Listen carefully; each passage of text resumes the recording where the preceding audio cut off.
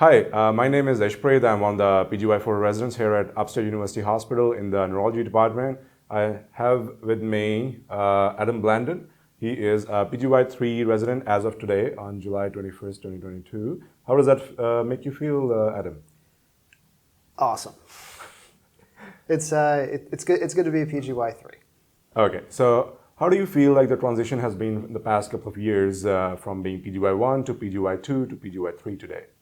I think the transitions have gone really smoothly.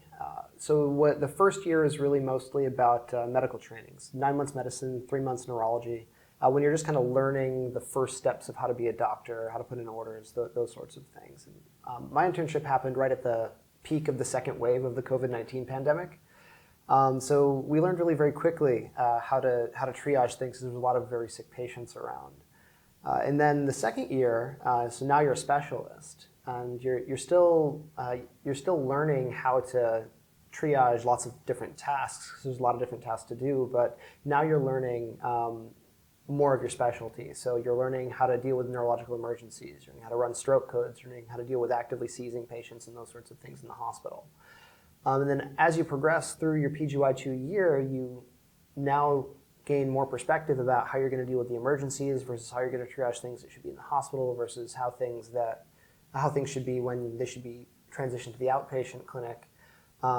So that now, as I'm transitioning to PGY-3, now you're the person taking call, you're doing the consults and getting ready to make these sorts of decisions. So I think the transitions have gone very smoothly, and it's an organic outflow of how we were really trained from the beginning. That's wonderful to hear. I know that you were here as a student at Upstate University, and how does that feel like when you're coming as a MD, coming into residency here at Upstate? So what went into your thought process of deciding why you wanted to be here, or what are the factors that went into your decision making? Yeah, so one of the things that's really great about Upstate is we've got about a 2 million person catchment area, and there really is no competing academic neurology practice. So all of the neurology for that landmass comes to us. And I was able to see that as a medical student, and I continued to see that as a resident. Our pathology is amazing. Things that you read about only in textbooks, like every year we get 1 or 2 cases of Creutzfeldt-Jakob disease. I've seen Balo's concentric sclerosis multiple times. We see neuromyelitis optica so frequently, it's boring. All the time. Really what I was looking for out of the residency program is something that was going to give me lots of pathology and a lot of reps at seeing those diseases, because that's really how I learn. Also, I did an MD PhD at Upstate, so I've been here for a while. Upstate's a really easy place to live. There's a lot of nature. There's a lot of ways to get away from the hustle and bustle of the hospital. Property values are affordable. It's a very affordable place to live. As you know, I'm married and I have 2 kids. And the schools are great. It was a good place for them. So good pathology, easy place to live. There's also the quality of the program, of course, the residents and the attendings that went into that decision as well. Yeah, like we are a large program with like 9 people per class, and we have an equal number of attendings as well. So how did you feel like adjusting into such a large institution or a large program like this? Yeah, I mean, for me, it fit very well. So like you said, we have about nine people per year. We have a lot of programs, a lot of services that we have to cover with those 9 people. But it always felt like you had backup, and if one person had to be out sick, then everyone else could kind of pitch in and help. And actually, rather surprisingly, despite the program being as large as it is, it feels very personal. Like the first thing that happens when you come is that the program director invites you over to her house for a picnic. It's coming up. Yeah, it's coming up with the new residents. I'm very much looking forward to it. You have all of the attendings in your cell phone, and they expect you just to call them. So it's as big as it is, it also feels very personal. Yeah, that makes so much easier on the residents just to be able to access our attendings and our colleagues just like that, even for whenever we need them and based on our judgment, and they never really give you any hard time. No. Yeah, so tell me a little bit about, like the application season is going on for ERAS. what are the things you would suggest to the new applicants, like for our program? What are the things they should be prioritizing in their application? Yeah, so I think if you're going to apply not just to our program, but to any program, the thing to do is be honest with yourself about what it is you're looking to get out of a program. Because not all programs are going to be equal fits for everybody, right? That's why we have more programs. The things that are strong in our program, and if this is what you're looking for, then you should prioritize these. The clinical diversity. Like we talked about before, we have phenomenal pathology. Our program is really about training clinical neurologists.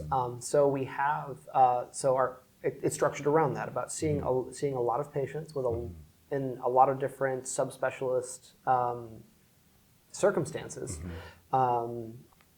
And our research is primarily clinical trials. We very much value interactions with one another. It's a very team-focused residency, and we value also doing things outside of residency. Yeah, work-life balance has been a major shift in the past few years. Major shift. Yeah. Within the last 5 years, we no longer do 24-hour call. There's a huge commitment towards 80-hour work limit. We have vowed never to exceed that 80-hour work limit, and we are going beyond what I think is possible for us. Like, we are getting to the point where we're not going to have a single 80-hour violation. Yeah. It's and this is all because of the culture here around doing a lot of clinical work, but also highly valuing resident wellness. Yeah. Speaking of which, what do you like to do? What are your favorite things to do outside work?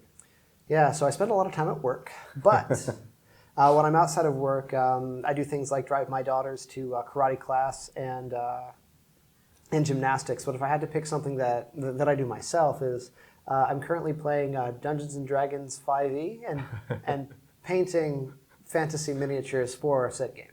What's your favorite miniature? It's probably the character I'm playing now. His name is Ulgript, and he's a Grung Gloomstalker, which has no meaning to anyone who doesn't play Dungeons and Dragons. I'm one of that guy.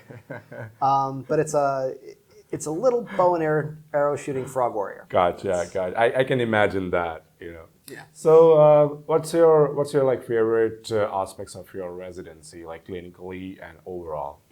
Yeah. So, my image of myself as a neurologist, because in neurology there's room for lots of different personality types and lots of different subspecialties. But where I fit is the interventional neurologist. I like being in emergent situations, and I like intervening in those situations. So my favorite thing to do is go to the angiography suite and do angiograms and thrombectomies and coil aneurysms and that sort of thing.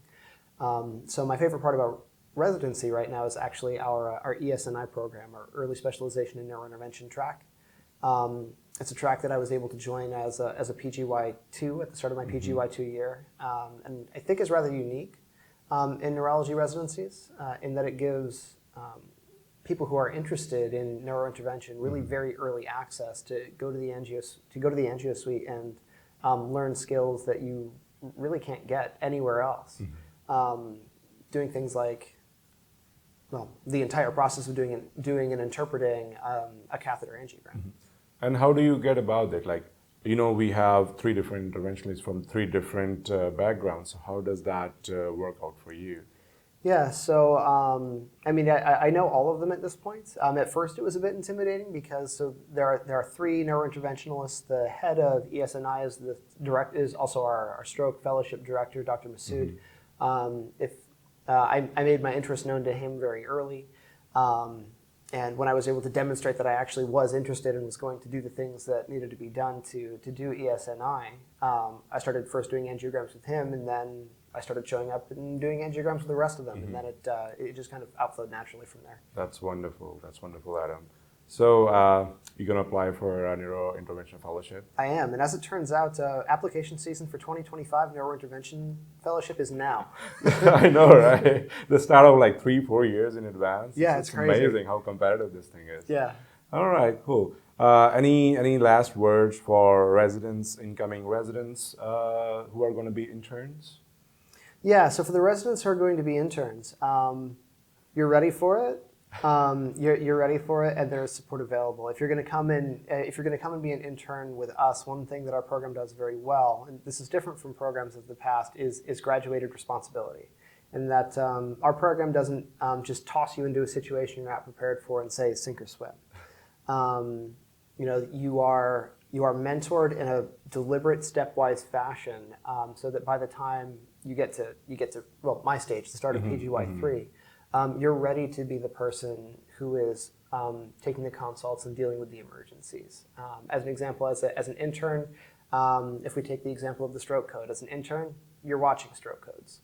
Then as a PGY-2, early PGY-2, you are assisting in the stroke code. And then probably mid PGY-2, now you're running the stroke code, but the PGY-3 or the PGY-4 is there watching you in case you need backup. And then at the end of PGY-2, now you're essentially doing it yourself, so you can be prepared to be the senior neuro resident. You're safe, and there is backup, and this is what you train for. Yeah, I couldn't have said it better than you. All right, Adam, thank you so much for your time, and I appreciate you coming over here talking to me. And well, this was Adam, and we will continue our interviews and talks about our residency. And if you need more information about ESNI, please reach out to Upstate Neurology website, and you can find a page over there under ESNI. It's headed by Dr. Masood, and you can see the further details. And for our neurology residency, we obviously have a website that's just Educated Neurology Residency. All right, and thank you so much, Adam, once again, and have a nice day, everyone. Thank you so much. Thanks, Ishpreet. Bye, everyone. Yeah, bye.